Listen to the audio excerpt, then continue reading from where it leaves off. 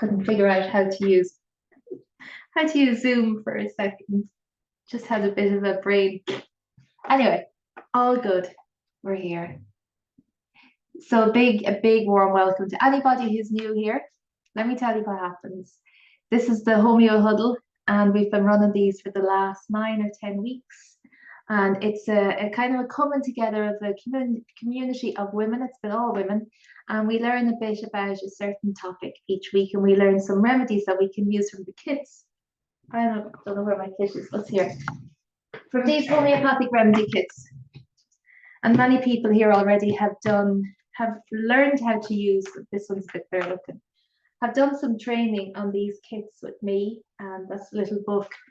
And we can treat so many acute ailments at home ourselves. We have huge power as mums, as the first people who see our kids or our partners in the morning. I said before, when we see our little ones, we do a body scan. We're like Terminator. We know straight away when there's something up. And when we know how to use these remedy kits, we're able to go in and often nip things in the bud, or if things get stuck like a cold or a flu, we're able to nudge them along. We don't generally use these kits to treat the big things like the chronic ailments like the asthmas and the eczemas, but we can definitely treat the flare-ups. And as the mums, we are entitled to hold that seat of power, the role of healer in our own families. And then when we need help, we get help. So tonight, we're talking about 2 remedies that are really good for grief. And they are Nathmure and Ignatia. I will just put the names in here. Chat. And I'm going to start with Nathmure. So when I say grief, I don't just mean a bereavement.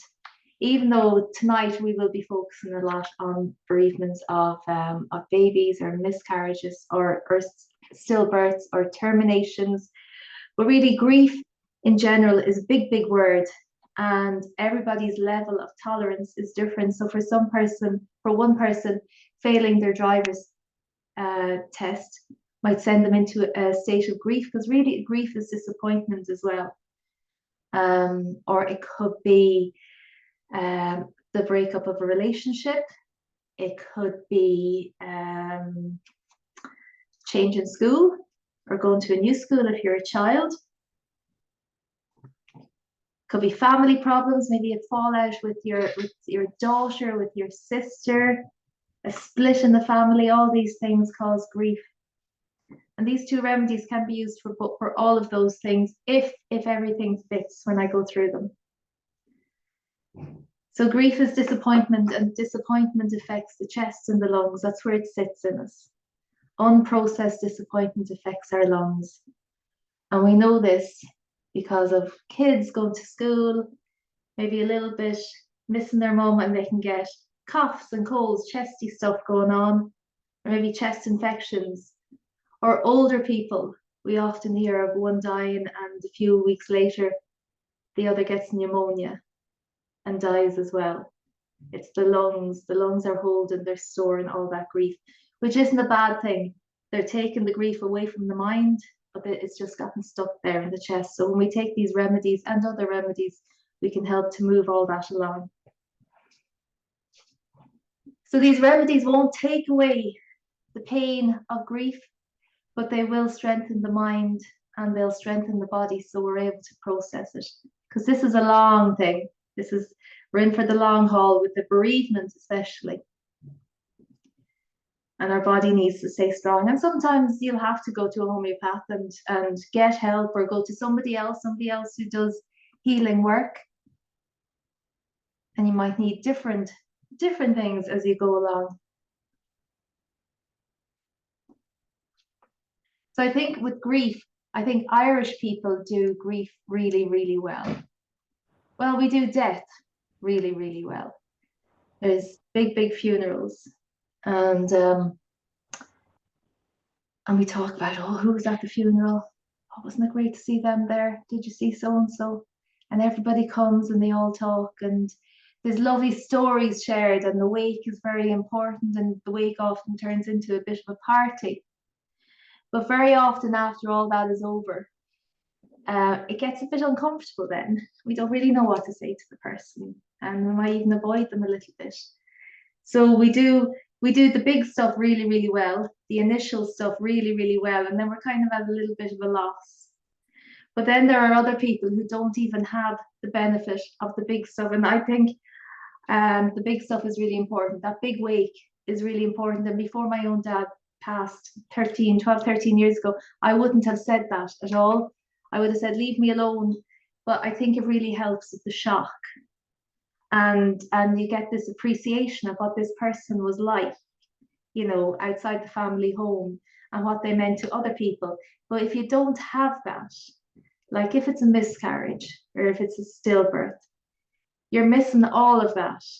And possibly nobody knows at all about what you've gone through. So you have nobody supporting you and nobody looking after you.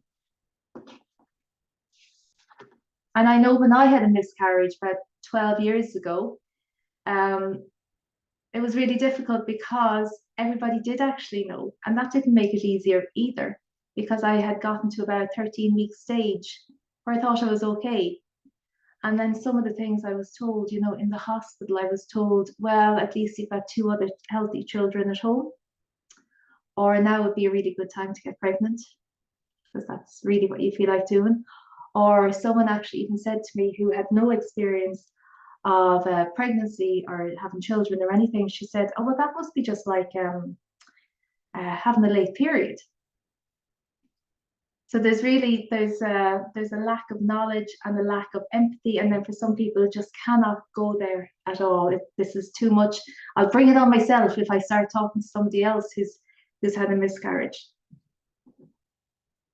So people usually come to me to rebalance hormones after they've had a loss, and that could be an unsuccessful IVF journey, and hormones are all over the place. So generally people don't come to me because they're grieving. They come because they have a physical problem. Maybe their periods are out of whack. And I don't know why that is. I don't know why. Well, I do. We probably look to the physical body first. There's the evidence that there's something a bit wrong. Maybe we don't go in quick enough and support the emotional body. So people come to me to rebalance hormones. And we do, but the main thing that we do is we talk. And sometimes I am the only person this woman has spoken to about her loss. And that's an honor that I actually hold really, really dear. And we sit and we talk. And if it's a stillbirth, the baby has been born still, we talk about what the baby looked like. I've seen many pictures and they have all been beautiful. And we talk about names and hopes and anything else that was going on in the pregnancy. And I really encourage women to talk, because sometimes even the most supportive partner isn't able to talk. Very often, the man, if it's a man, feels very disconnected because they didn't have this experience of this little thing growing inside. And try as they might, they don't get that. Or maybe they really do get it, but they're trying so hard to support their partner that they're not able to acknowledge their own grief. And I think loss is becoming a lot more common. So probably, actually, I don't know the statistics. I remember when I experienced it, it was 1 in 4 women. It seems an awful lot more now. So what I'm saying by that is it's become more common. At the time, my mother had no idea what this felt like. And while she did absolutely support me, it wasn't the same because she hadn't gone through it. And sometimes with a termination, I treat terminations exactly the same as a miscarriage or a stillbirth. People feel that they don't have the right to grieve because they chose it. And that's not true, and it's not fair. Women are very reluctant to talk to me about terminations, Irish women, even though Irish women have been going to England for probably the last 40 years to have their terminations, but there's still a massive taboo around it. And I really appreciate anybody who is able to speak to me about it. because I've never been in the position that I've had to make that choice. So who the hell am I to judge? I just sit and we hold space. And we can talk about that baby that passed 25 years ago, the same as we can talk about one who passed 6 months ago. Sometimes there's grief after a delivery.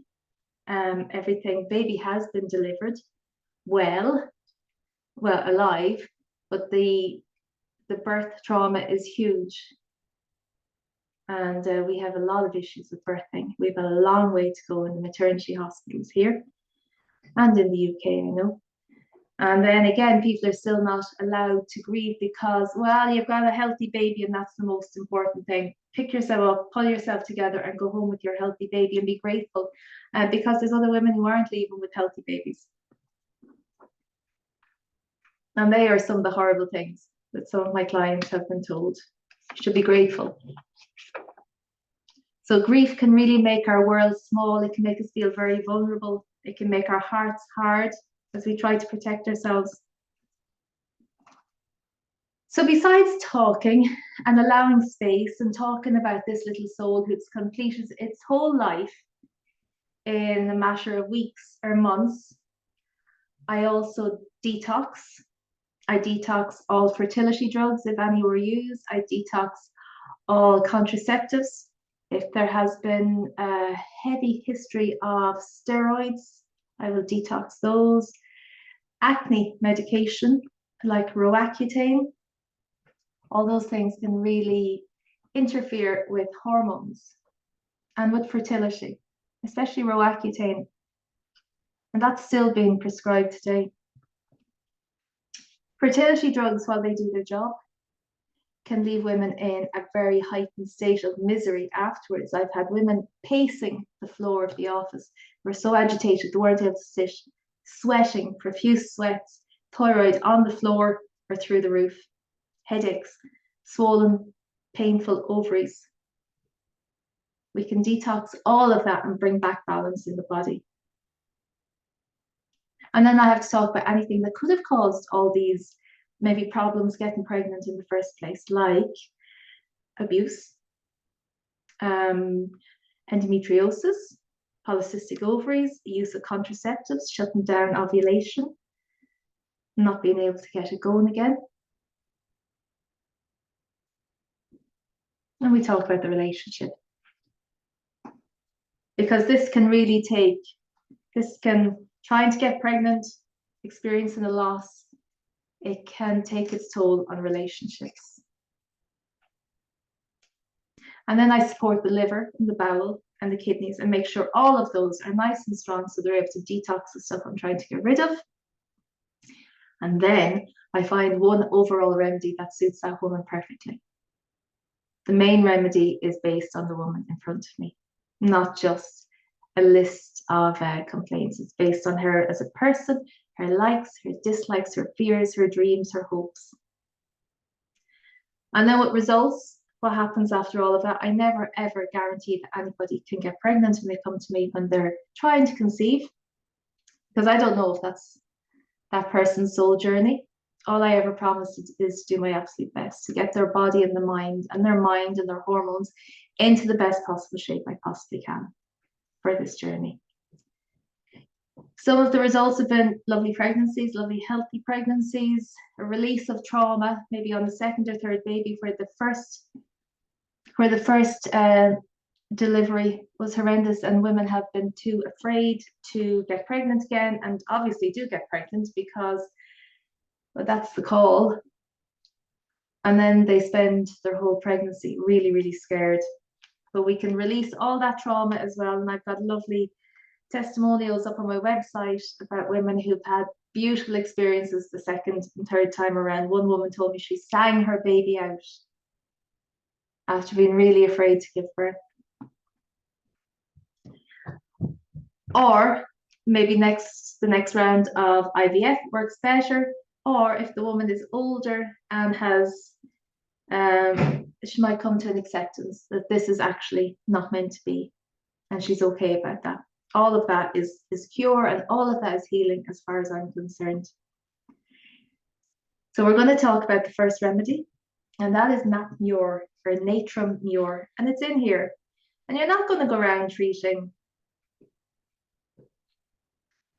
Well, actually, you are. You probably will use this remedy more than you think. You're not going to go around treating fertility issues. That's what I was going to say. But maybe tomorrow you might meet somebody who's gone through a bereavement, or you might meet somebody, and this is happening, and this shows where our humanity is at. You might meet somebody at the school gates who's going through a miscarriage at the moment, who's still trying to get on with her day while suffering the most personal loss. And maybe you can give her a nat mure or an ignatia. So nat mure is a salt. It's our table salt. And it comes from rocks or it comes from the sea. And salt is used to preserve food. So just underline that word preserve. It tells us a lot about how this remedy works. And salt helps to maintain the water balance in our bodies. And it's also needed for blood chemistry and loads of other things. Salt is a nutrient.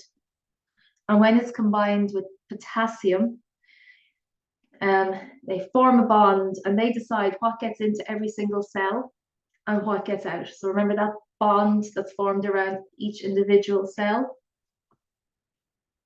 When we eat something salty, we really elevate our sodium levels and then we get thirsty and we drink water. And that's fine. We dilute the sodium levels, bring it all back to normal. But if we don't drink enough fluids to dilute that salt, then the body starts to look for other fluids in the body to dilute it. And that's why we're told things, oh, don't eat salt, you'll retain fluid, you'll put on weight. And it's not the fault of salt, it's the fact that we're dehydrated. And the fact that processed food is really heavily salted to preserve it. It can keep it in the same state for years and years and years. And we drink salts, when we've been sick, when we've been vomiting, when we've lost our essential salts, when we've been vomiting or sweating or maybe exercising really hard, running a marathon, all of that. The salt is important to us. So the person who needs this remedy or who will benefit from this remedy, nat mure, has really, really strong emotions but won't show them. They don't like crying in front of people and they don't want sympathy. They're just not able for it. They don't want to be hurt again. The worst thing that could possibly happen has happened, and they will not allow that to happen again. So the way that they stop that from happening is to shut down. Build this wall. Remember that cell? So it's a little wall around the cell. So a person who needs the remedy nat mure builds a wall around themselves to protect themselves. They're really closed and they may feel very depressed or very isolated.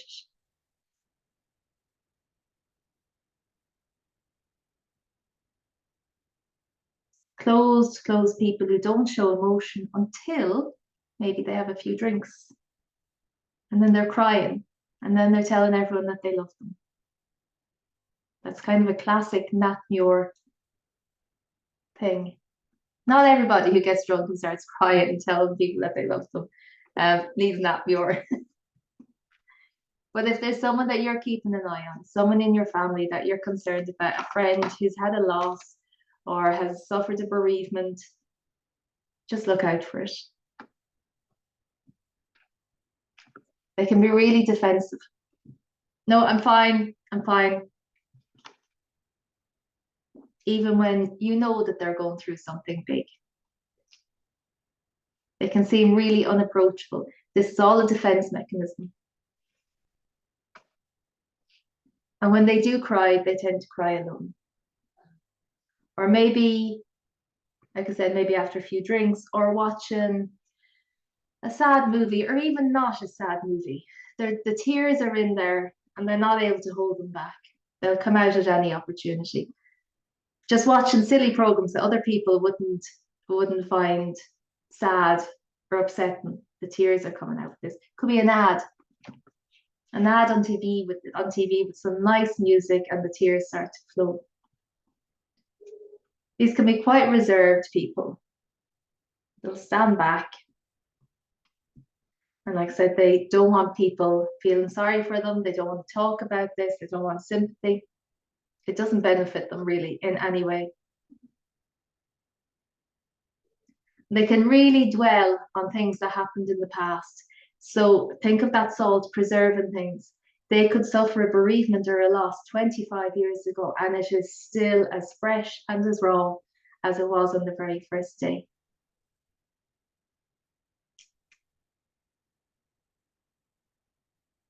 So they really hold on to things. And it's not just grief, it's grudges as well. Still be annoyed at something that happened 30 years ago. So it's a deep, deep, silent grief. And they find it very, very hard to express their feelings.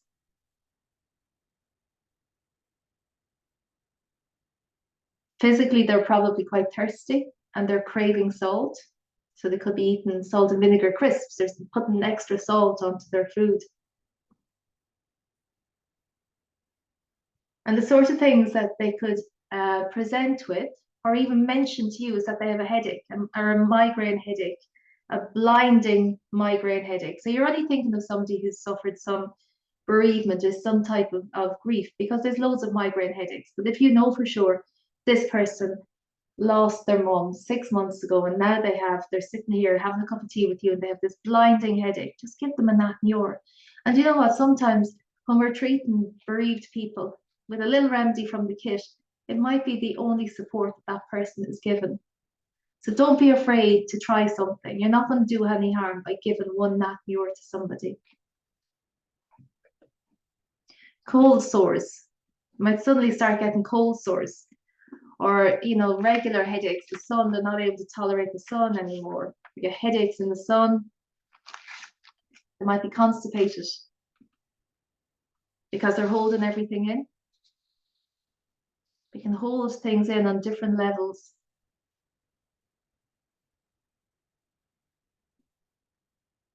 Or even ankle problems, weak ankles, turning on the ankles quite quickly,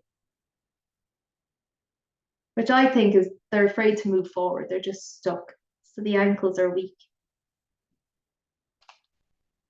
So somebody who needs Nat Muir is probably not going to talk to you. And they're not going to say, I'm having a really hard time. But think of it for yourself, as well. Think of it for your children who are holding on to grievances from a long time ago, or maybe a pet died 10 years ago and they're still upset about that. Nat Muir children tend to cry a little bit more, especially to their mums. Maybe it's a fallout with a friend and they're kind of reliving it. But maybe they're not saying anything about it. When you give Nat Muir to somebody, they find it, all it does is if they find it easier to release that grief and that sadness. That's all it does. It's not going to be something big and scary. I've often given Nat Muir to people and they'll come back to me and say, I haven't stopped crying in 3 days. I say, good, isn't that great? They're like, no, I don't like it because it's alien to them. But it's coming out. This stuff is coming out. The grief is coming out. Instead of rebounding around the body and maybe getting stuck in the chest, it's coming out. So that is the gorgeous Nat Muir. And funnily enough, it's also a remedy that I give when women have gone overdue and maybe they're being threatened with induction and they get fearful and they hold that baby inside. Nat Muir is a lovely remedy to release. Also to release when there's been a miscarriage. Again, we hold our babies, whether they're alive or not. We hold them tight inside our bodies. And sometimes when somebody is having a miscarriage, if they have a kit, that is the remedy that I will recommend, just to help the whole process. So that is Nat Muir. It's a gorgeous remedy. So very reserved, closed people will not want to talk about their grief. And then we have Ignatia, which is another grief remedy. And this is really different. It's a really different picture. So it's quite easy to see or to distinguish and differentiate between the two of them. I'm just going to talk about this and then I want to bring Deborah on. So Ignatia it's a seed that grows on a shrub. It's got long drooping flowers. And the seeds, like a lot of our remedies, are poisonous. Strychnine. is Ignatia. So when somebody is, and it used to be put on arrows, like lots of the remedies we've spoken about before, they're used in warfare. They were put on the tips of arrows and shot at what other people, and they would have different effects. So this one makes the muscles go really lax, just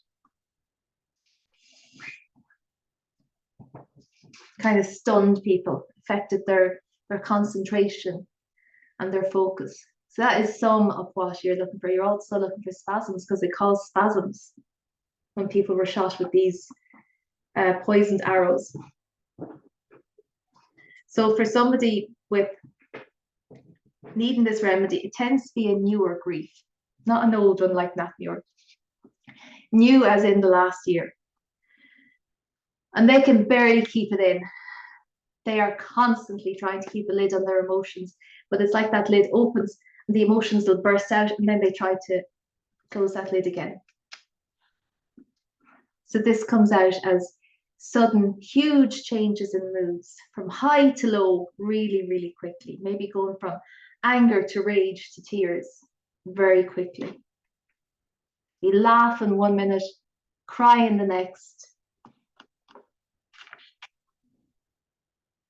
Or really inappropriate laughter.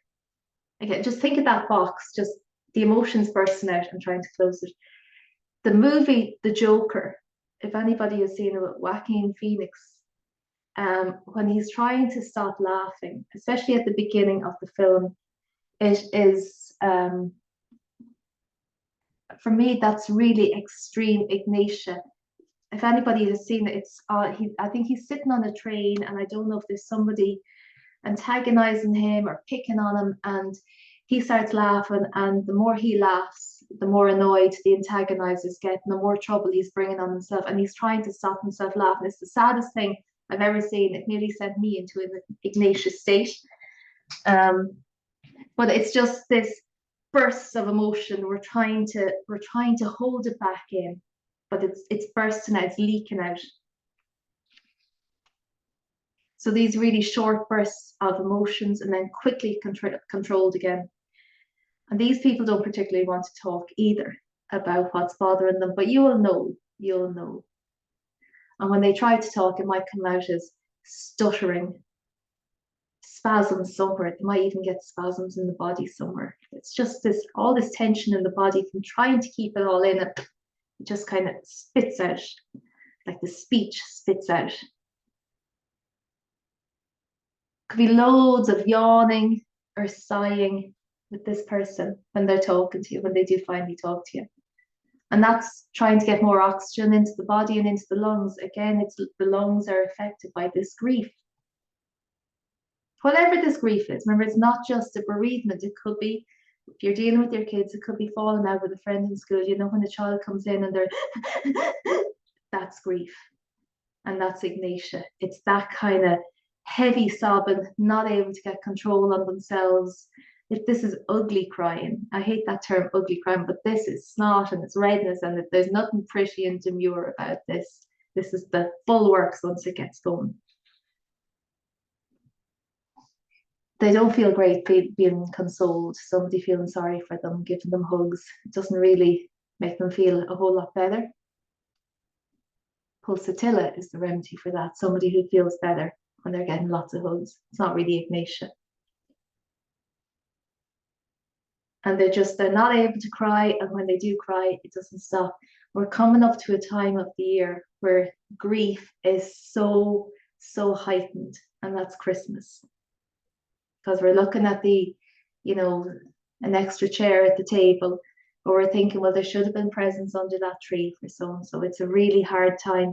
And I think Ignatia is a remedy that's used a lot, or should be used a lot on Christmas Day. If you feel you have to take yourself away, you're in the bathroom, take Ignatia, and it'll just settle you to get through the rest of the day. These people might berate themselves. They'll say, it's my own fault, my own fault. And if it comes to, say, for example, an unsuccessful fertility journey, they might say, well, I shouldn't have thought it would ever happen for me. I'm too old. I'm not fit enough, I'm overweight, they'll blame themselves.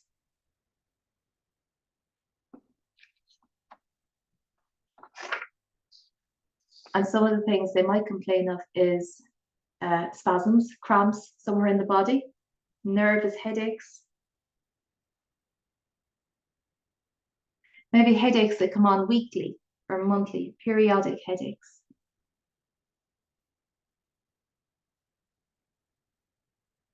Anxiety, lots of anxiety, wanting to cry, not able to cry.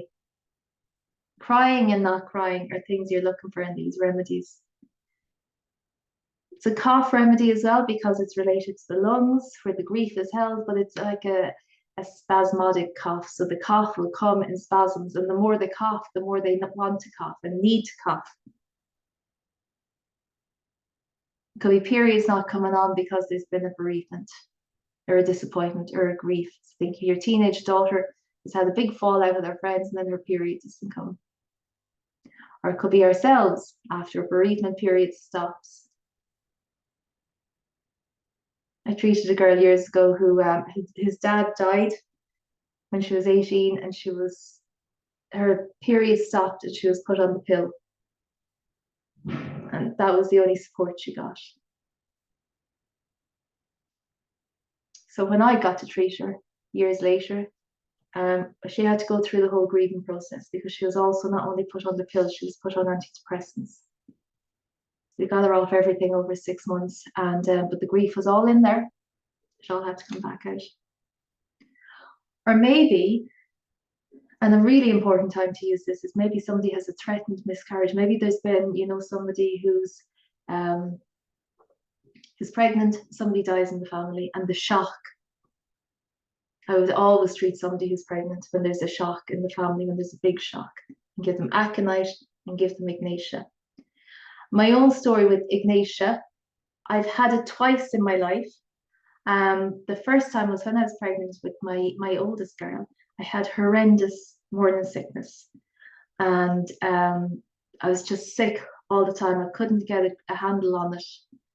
I was sick from, I suppose, 5 weeks on, and I went to a homeopath. My first ever time to go to a homeopath, even though I was studying, and I sat down and we went through the whole lot. And she said, "And what else is going on with you?" And I just burst out crying because my cat had died about 2 months before I got pregnant. And I had this horrendous hole in my heart, and I couldn't do anything about this because nobody wants to hear about your dead cat. People aren't interested. I was so deep in grief. And then I got pregnant, and then that grief turned into this morning sickness. And she gave me one ignatia, 30C out of the kit.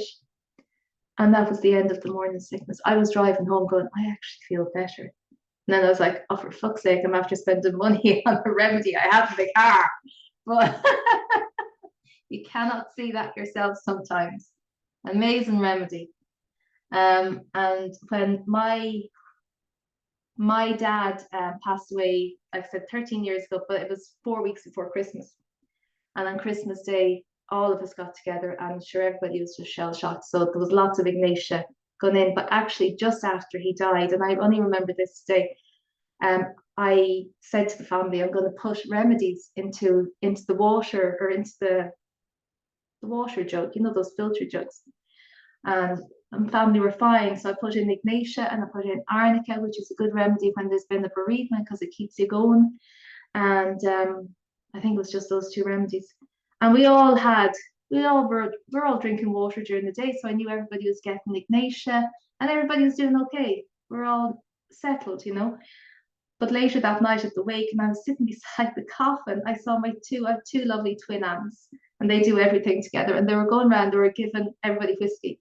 And one had a bottle of whiskey, and the other had the water filter.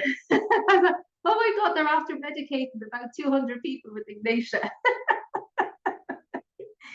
But for whatever reason, those people needed it. Any questions before I pass over to Deborah? Grief is important to treat, whether people realize it. People try to hold it all in, and it doesn't do any favors in the body. It's just another emotion that deserves its place with all the other big emotions. It's just one that's a little bit more hidden sometimes. So if there's any questions?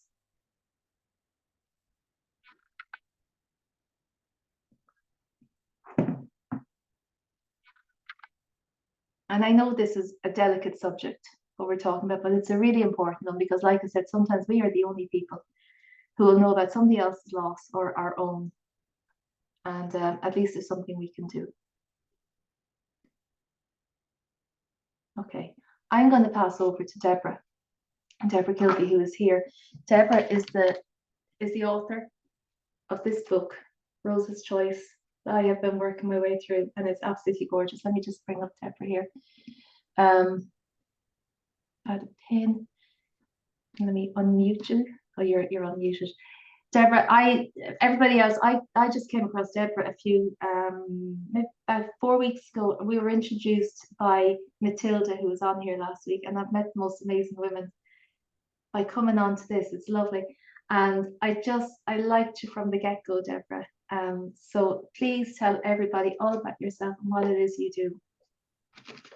Oh, thank you. Do you know what? I was so enjoying listening to you. I kind of forgot I was meant to be talking as well. It's like, oh, this is what an amazing evening. And I was like, oh my gosh, I've got to talk. I could listen to you all night. It's absolutely fascinating. And I am so Nat Muir, or was at least, and probably still am a tiny bit, but at the time of all my losses, I was most absolutely Nat Muir, just completely holding it all in. I'm fine. Anyway, before we get there, sorry, I'm Deborah, and I am a healer, if you want to put a name on it, a healer, channel, spirit baby medium, and author of Rose's Choice. And how I started my journey was through my own journey to motherhood. So a termination when I was younger, which was completely unresolved. Definitely the right thing, with the right choice with the wrong man, that kind of thing. And I was about to go and do my master's and all of that kind of stuff. So, but that was unresolved. I didn't know it was unresolved because I didn't know there was such a thing. It was like something that you just went through.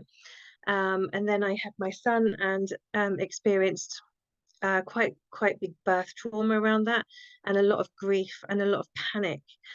Because I was thinking, oh my gosh, like what if I'm going to be punished? What if I'm going to lose him because of what the decision I made when I was younger, and all of this stuff, just kind of pull. So not only the birth trauma, but just trying to process the grief of becoming a mum and not being able to do everything that you were used to be doing. The spontaneity of everything had gone, so I was grieving an old life as well. So there was lots and lots of grief going on there, but working my way through that. So then I had 3 miscarriages. After my eldest son, I had 3 miscarriages. Two very, very traumatic hospitalizations because of them. Lots of blood loss and things like that. And then I got pregnant again with our beautiful Rosa, and I just knew I didn't want to know, but I knew that there was something that was not quite right going on with that pregnancy. And actually, Rosa, I heard her when she was in the womb, "Mummy, I'm sick." And I was like, oh my gosh, telling my husband, look, I just don't think she's well. I don't think she's well at all. And my husband's like, it's probably because of all the miscarriages, it'll be fine. And that scan was okay, and la la la. And then as it kind of progressed, I just knew she wasn't well. And it was confirmed at a scan. And then I had to make that decision of choosing to release her. What is her quality of life going to be like if she survives, if she even survives the pregnancy? What's our quality of life going to be like, just faced with this massive choice? So then made that choice for another termination for medical reasons. And that was what completely kind of had me on the floor. Obviously I had a 2-year-old boy that that keeps you going, and a very supportive husband. So but in myself, I was absolutely crumbling. I didn't tell anyone. I think I told my family, my mum, my brothers, and their families. I told 2 friends. I was so filled with shame about the choice I'd made, about the experience I'd been through. If anyone said, because obviously I was pregnant at work, how, what happened, I'd just say, oh, yeah, I had a miscarriage, a late miscarriage. So and I was working for a Catholic aid agency at the time, and I honestly thought they would sack me because of the decision. So I was in all sorts of trouble. And so it really it was that moment that kind of had me on my knees. What got me out of that moment? So there was I had some counselling, which was really helpful. And then it was one day that I'd gone back to work. I'd had counselling, which was the first time I'd ever had counselling. So it was kind of most of the counselling went actually back to my relationship with my dad, and not really about Rosa at all for many of them. So there's always this, as Antoinette was saying, this kind of backstory, this unresolved grief of your needs that weren't met or certain things that were happening. My dad was an amazing man, by the way, but he had a bit of a drink problem and died very young. So there was a lot of processing around feeling let down and blaming him actually for that loss as well. I said to the counsellor, I feel like was all my dad wanted was to have grandchildren. He was just a loving, loving, loving person that had a very tricky childhood himself, that kind of really came out. And I just said, he's taking all my babies. I know he's taking them because he always when you're in that state where you just cannot rationally process anything. And the counsellor just said to me, did your dad love you? And I said, yes. He said, why would he want to see you in so much pain? And that was the thing that kind of just started me a little bit on that understanding of, just how all the different grief aspects get mixed up into one big situation. Like the situation is never the situation. The situation you're in and how you feel about it is all like a big jumble of other stuff that's come from the past as well. You're not feeling all those emotions because of what's happening. You're feeling them. They've been there a very long time beforehand. So it's kind of unraveling and unpacking all the different emotions there. She also said you're approaching this from a very spiritual point of view, which I had no idea. I didn't even know that. And I read many lives, many masters. And I just read this amazing book and thought, that totally makes sense to me. All these past lives, all this stuff, everything, it just, something in me woke up. And I went back to work after about 6 weeks, not telling anyone why I'd been off, just pregnancy loss, but not why. I was still filled with shame. And someone else had a pregnancy announcement, and I could feel a second of hope, a second of joy for them. But then what about me and all my grief? I had to leave work, and I was sitting in my back garden, and I was just like, what on earth? And I just made this decision. I am not this woman who can't be happy for another woman. I am not this woman who's just about surviving and not thriving and enjoying life. I am not the woman who is bitter and angry. I am not this. And I had this little voice in my head go, well, who are you then? Who is the woman who is not all of these big emotions? And I just thought, I'm going to find the woman who says she's not the woman who's all these big emotions. And that was kind of my start into my spiritual emotional healing and journey. I later trained in various different things like EFT and matrix and birth matrix re-imprinting, theta healing, so many things. And eventually I started soul plan reading, and eventually just opened up for my channeling. And about 5 years after Rosa was born, I was channeling people's soul plans and going into their planning room and their motivations for being here in this life before life. And I thought, I wonder if I can channel Rosa, because I'd missed a bit. It was about the book. Like how I got to the book was I finally healed that sense of shame and could kind of feel gratitude for that experience with Rosa. I could feel gratitude for everything that she'd brought me. And on the tube home, after telling someone for the very first time who didn't know the full story, I was on the tube home and I saw Rosa in my mind, felt her, and she said, well, it was my choice too. And when I heard those words, it was my choice too. And we're going to write a book. And she showed, this is the exact front cover she showed me in my mind. We're going to write a book, and it's going to help women understand that it's not all on them, because I'd taken on all the blame. It's all my fault. What's wrong with me? What did I do wrong? I must be so bad. Real victim energy. I'm being punished. I don't, all the beliefs that women can hold, they were all there. They were all coming up in a really difficult way. And when she said it was my choice too, like it was, I just went home to my husband and said, I'm going to write a book, and it's going to really help women understand it's not all about them. It's not their fault, that babies have choice, babies have agency, babies are around. They are still around. They are souls in their own right, and they're here to help us heal, and they're here to help us come back to our sense of self within all of this massive experience of loss, or not, finding it difficult to conceive. So that was a really long explanation of who I am. I hope that was all right. I'm trying to get a whole book into like 20 minutes. I think you've done it. That's a really good start. Can you tell us what being a baby spirit medium is like? Yes, it was because it was my eldest son actually who was the first baby that because he were in the womb, and he said, this is again before the scan, before we knew he was a boy, all of that stuff. And he said, "Hi, Mum, I'm Jack." And I was like, "Oh my gosh," we never called him Jack in the end, but to me it felt really normal and lovely. And when I spoke to my NCT, which is, the group of women when you're pregnant and you all hook up, and I said, "Oh my gosh, has your baby spoken to you?" And I honestly didn't. I knew it was different, but I didn't know it was like really unusual, because it just felt so. It was just so natural.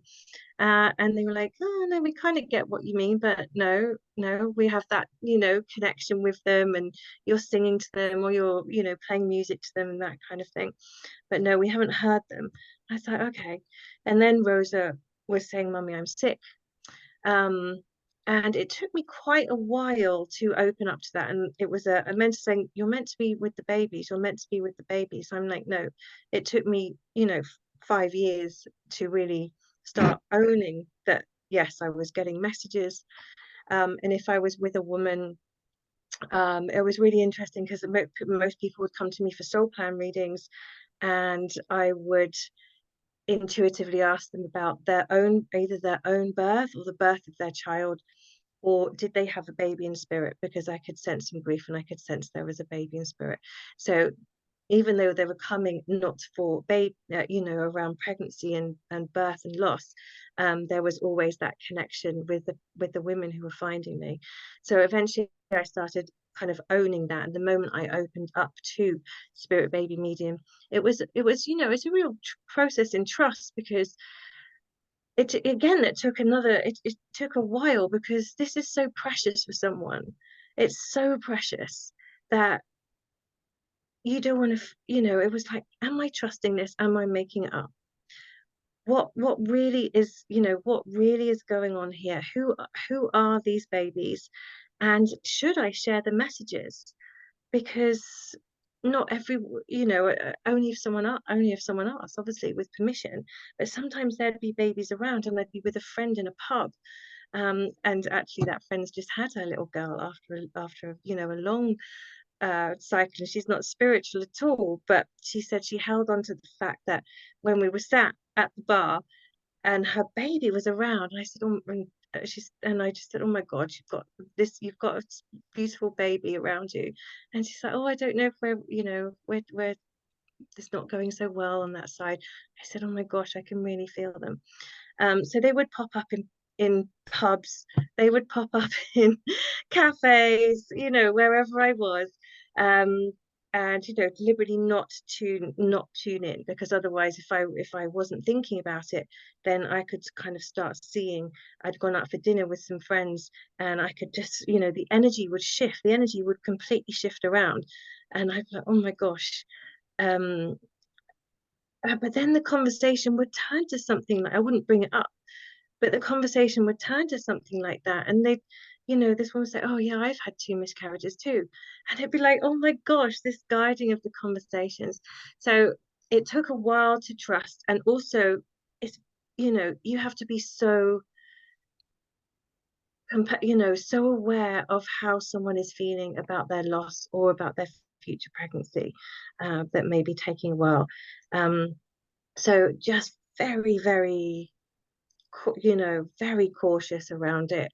Um, but when they come in, when the permission is there from the woman, from themselves, they just bring joy, even in when there's, awful, awful grief, and we're feeling this grief on a human level. What the spirit baby does is bring in the energy of joy, like always the energy of joy. I'm fine. There is nothing to forgive. There's no blame. I have never met a baby who kind of didn't know what the outcome was going to be, because they have their own soul choices in this too, as well as the kind of contracts between them and their mums and their parents. Um, and they can really offer answers. We have like, why did this happen? And we can make up those stories in our head, because those are the stories we've been telling ourselves all our lives. Oh, it's because I'm not good enough, or it's because I didn't do this well enough, or it's because I felt guilty about this, or it's because I questioned if it was the right time, or I question whether I can be a good mum. Their own stuff from their own relationship with them, all of these things, we tell ourselves the stories, and we make it all about ourselves. And what Spirit Baby does is say, no, this is a co-creation. We're in this together. We have always been in this together, and I'm here to hold you in your grief and help you find your answers. Spirit always say we only ever ask the answers that we know, ask the questions that we know the answers to, and one way or another, those answers will come. So Spirit Baby can, the big questions are: is my baby after loss? Is my baby okay? So absolutely, they are here. They are okay, no matter what that experience was. I remember asking Rosa, actually, when I got around to channeling and opening up to Rosa, and I asked, how did you experience it? Because on a human level, it was just the most horrendous thing. You're giving birth to a child who's not going to survive. And she said something like, of course, it was really sad to leave the womb, but there is no greater joy than reuniting with your whole soul. And that goes for all loss. It's like you're reuniting with your whole soul when you're in that other place. So there is no greater joy than that. So she said, I was really lovely and comfy in the womb, and I was sad to leave the physical aspect, but there is no greater joy than when you are reunited with your whole soul. So that was just one way of how she was explaining death. And they have a lot to say about, we say stillbirth or stillborn, and the babies say there is no such thing. It's a non-earth birth. Because they are always born somewhere. So if they're not born on the earth, then they are always born somewhere else into a realm of their choosing. So there's always birth. There's never death. It's always birth, because we're always birthed into somewhere else. In terms of termination, they say, it's basically, who do you think you are? You're human. You cannot terminate anything. We're energy. What is terminated in termination are all the beliefs and programs that, particularly as women, we can hold on to about ourselves. And they said, ultimately, termination is about remembering as a woman that you have choice over your body and over your life. And certainly patriarchy has done a very good job on making us believe that what they believe about about women and our choices. So ultimately it's like this courageous, they said it's not recommended for those who are not prepared to go deep into those deep beliefs about women, about themselves and as women, but ultimately it's about remembering that you are the one who has choice over your life and over your body. Um, and that is what is being healed within termination. You are not terminating them. They cannot be terminated. Nothing is terminated. You're terminating old patterns and beliefs around that experience. But again, it's looking at and like shame, guilt, and grief. And I see if a few of my clients from Ireland who, even with termination for medical reasons, would have to go to England, and then they would have to leave their baby there. Yeah. They had to come back. They could not have a funeral. They couldn't, I had a funeral for Rosa, and it was just me and my husband, and it was the most beautiful moment ever. It was so important to honor her, because the doctors would call her the product, not the baby, and things like this. It was like, oh my God, no, she was my baby. We wanted her so badly, and all of the other babies, of course, as well. So in the miscarriages, we didn't have those, that funeral, if you like. We just had a bit of an honoring of it, but with the funeral, it was really important. But women who have to leave Ireland and go to the UK, they didn't have that. They just had to leave their baby in the hospital. It's just massive, massive trauma, huge, huge trauma. Yeah, spirit babies, they bring joy, they bring a different perspective. I think that's healing, is having a different perspective on what's happened, helping us out of the stories that we're telling ourselves about ourselves, and saying, well, actually, this is my experience of it. This is my perspective. And you open up to a whole new way of looking at your experience, looking at yourself, and looking at grief and your journey. Actually, that's what they help with the most. Well, when women go to you, what do they come because they've had a loss? Are they coming because they're currently pregnant? Both? Yes, so both. So if they've had a loss and they would wish to conceive again, but they're having those fears around conception, around future losses, so they come to help resolve the loss, to make sure that their baby is okay, connect with their baby. Because sometimes, even though it's unconscious, we kind of want permission. Is it okay if I want another child? Does it feel like I'm abandoning you again? And I'm like, you can have all of this going on. So it's kind of untangling all of those things as well. Or if they've had a traumatic birth with their first child and finding pregnancy, conception difficult, then secondary infertility, that's because your body, as you were speaking about before, just goes into trauma, and you're not in conception mode. So it's women who have experienced loss, mostly because they want to conceive again, but want to make sure that they're feeling in a good place. They understand and find resolution to all their losses, which is totally not what I did. But I did before I had my second son. And they come also if they've been on the conception journey for a long time, and I mean years. Most of my clients are in their mid to late 40s.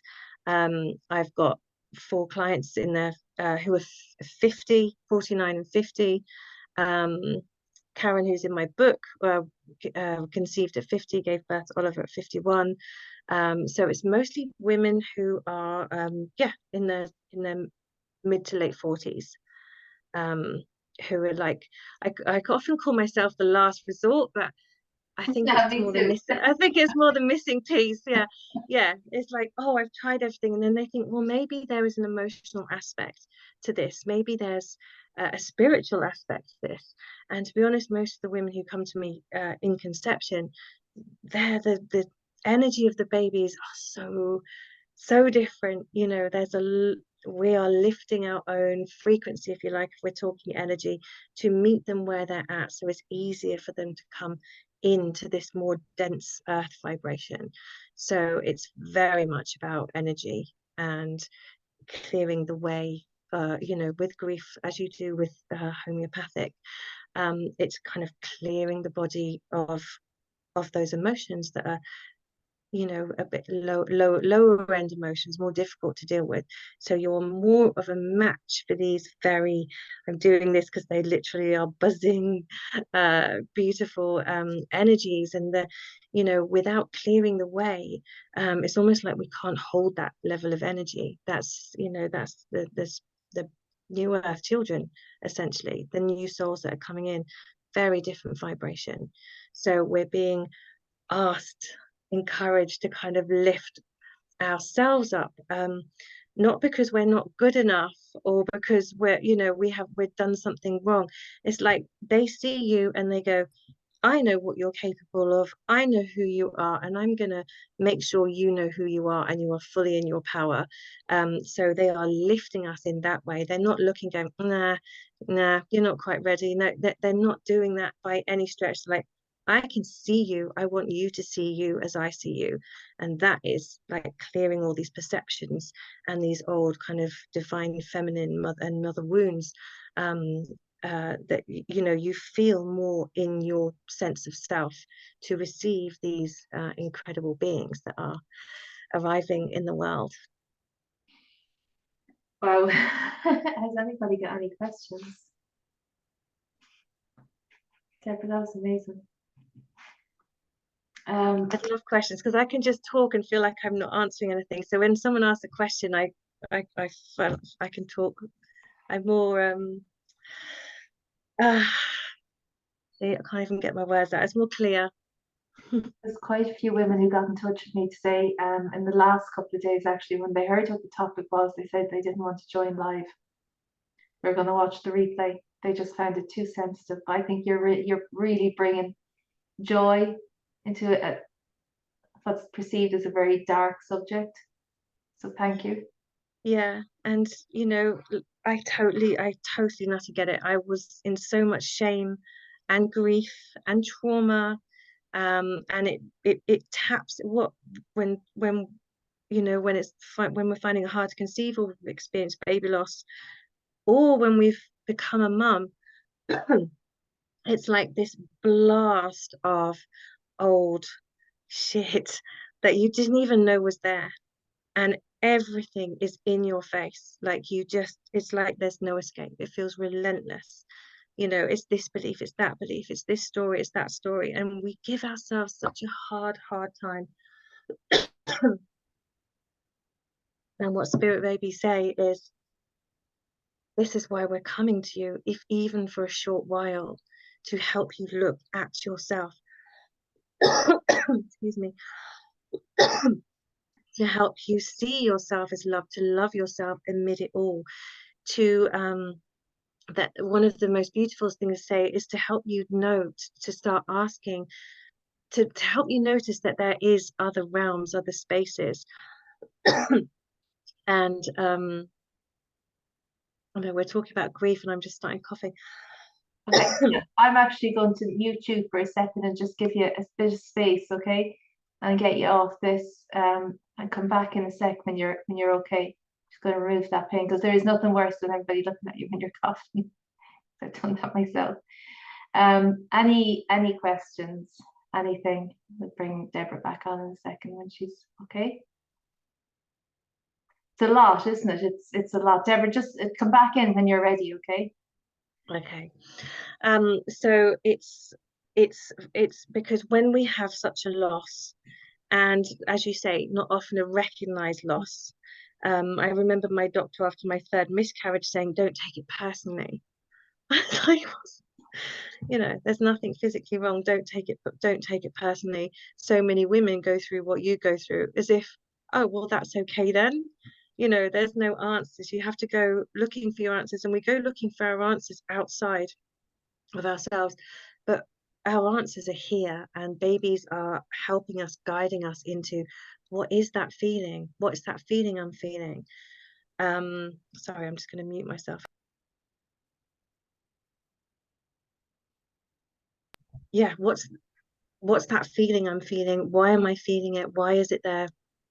Is it mine, or is it passed down from generational trauma, ancestral trauma? What is baby showing you about yourself?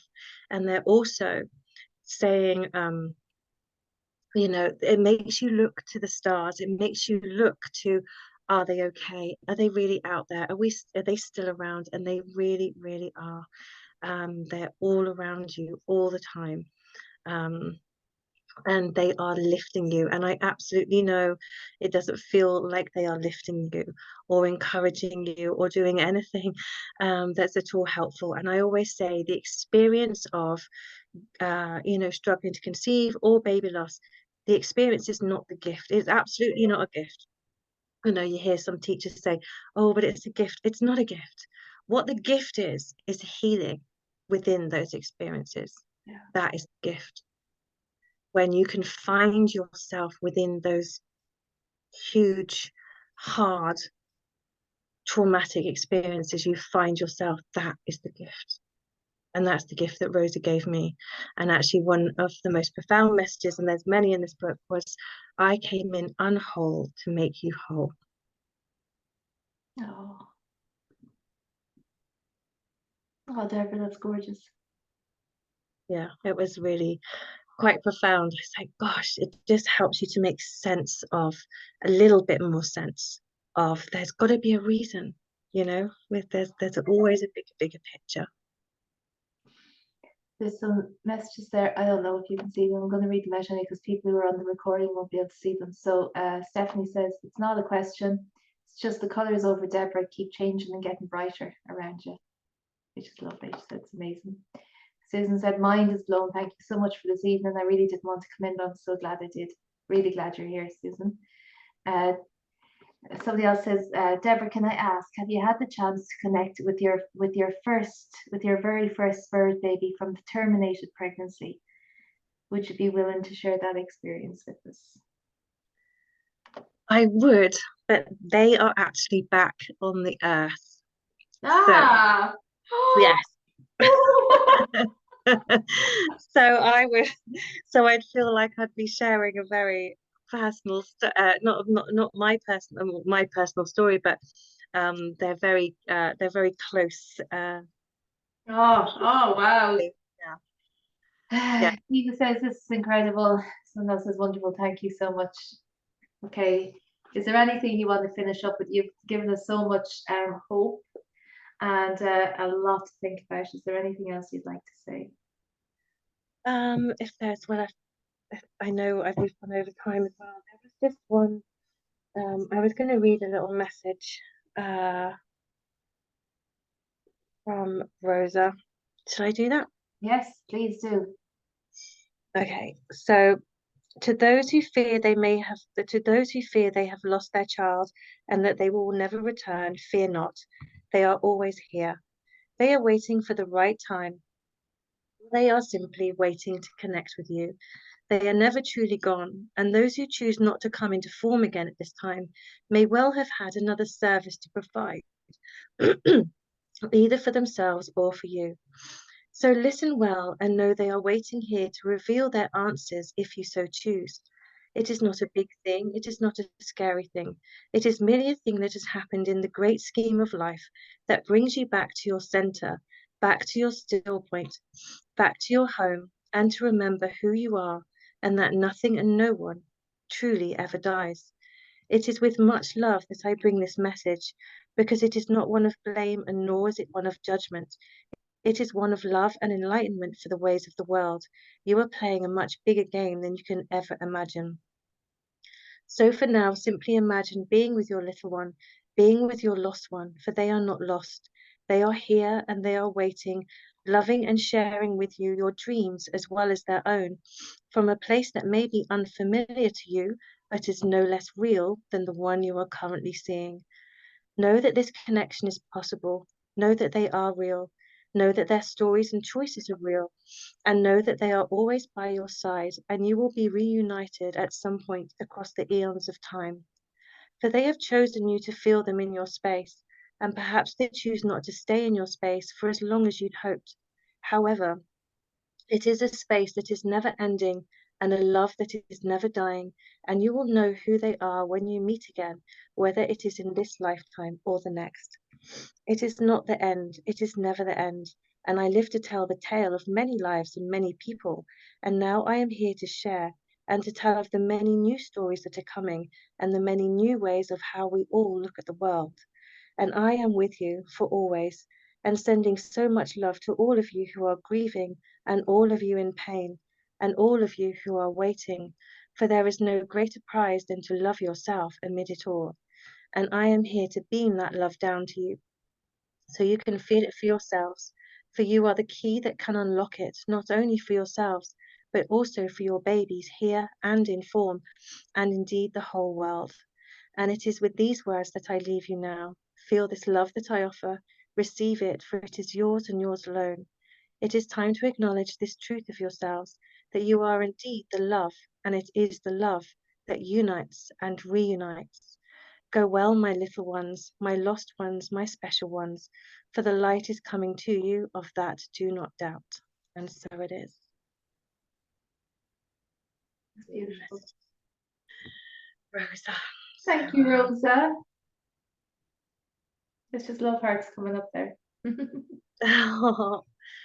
Yeah, thank you so much. I hope, yes, just holding you all in love and compassion. And when you're ready, whenever that might be, um, you know, your answers are there, your connection is always, always there, and they are always by your side. There is never blame, there is never resentment, never unforgiveness. They are here around you to help lift you into yourself and hold yourself in that love. Somebody has sent in a message. She apologized that it's a bit late. She said her friend's 17-year-old daughter died recently. Is this very different from spirit babies? Is there anything you can do? Can you tune in? Is it? I don't mean now, obviously. Yeah. Oh gosh. Oh. So I mean, I am a medium. I choose to connect with spirit babies just because that's where my journey started. But sometimes in sessions, loved ones come in, but I don't deliberately, um, bring in my mediumship outside of the kind of spirit baby realm. I've had, babies who have been around for a year on the world, and then left, and I'm kind of stretching my little boundaries to those souls, but I haven't as yet. But I energy is energy. We are nothing is, nothing is. We expand our energy to connect with any energy, whether that be a living being here and alive across the other side of the world, a tree, or someone who is in a different realm. So I would, absolutely, the essence of that beautiful girl will, when she's ready, it's always about honoring those who have passed, giving them time to process that as well. Always asking permission, always ask permission from, I always ask permission from the babies, but loved ones, it's just, they have their own process that they're going through as well, after they've left, and been birthed somewhere else. And grief can really, really kind of, we can find it hard to hear stuff or feel stuff when we're in grief, because it's just all consuming. So I would, spending giving some space and some time to all parties, the beautiful daughter, the family, giving some space.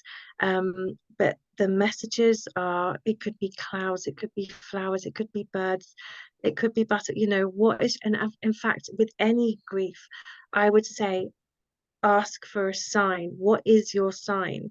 For some reason, my sign for my mum was a standard poodle. She'd had a standard poodle when she was younger. And honestly, when do you see a standard poodle, like one of those massive poodles? And whenever, like, just in the most random times, where I see a woman wearing a dress that's got standard poodles on, just when I it's like, it's really random. But choose a sign. What is my sign? If I had a sign from this, from my loved one, from my baby, what would it be? What is my sign? And you'll feel, or just let that kind of bubble up. What is that sign? And then you ask for that sign. Please let me know you're here. let me know you're around, and you'll start seeing that sign around you, and that's your connection, special connection with that person. Lovely. Okay. Yeah, I'm sorry. Yeah, Thank you so much. Thank you. Isn't the message? I know we're gone way over time. Everybody's saying thank you. Thank you. sorry. Love hearts, and people are starting to leave. They forgot to go. So, Deborah, will you just tell me do you have a website? Yes, it's deborahkilby.com. That's it, Deborah Kilby. That's it. Deborah Kilby, yeah. Debra. And of course, you're on Instagram and Facebook. Um, I will share those details tomorrow as well, because this is going to go out in the replay to everybody tomorrow, and it's going to go up on YouTube. Thank you so much. You're an absolute star. That was gorgeous. And for everybody, just big love to everybody here tonight, because we're all here for a reason. We all have our own reasons for joining live tonight, and I'm sure this is affecting a lot of us. So, just remember what we did earlier. We're connected into that womb space, that gorgeous, healing, safe womb space, and yeah, have some water or something to eat, and just kind of ground yourself a little bit, but mind yourself. And if there's tears tonight, that's absolutely fine. That's okay. Oh, Lisa saying hugs all. Thank you so much, Deborah. It was amazing, and I'm sure people will be in touch with you and following you and all of that. And it was lovely to talk to you, honey. Lovely. I'm going to stop this recording.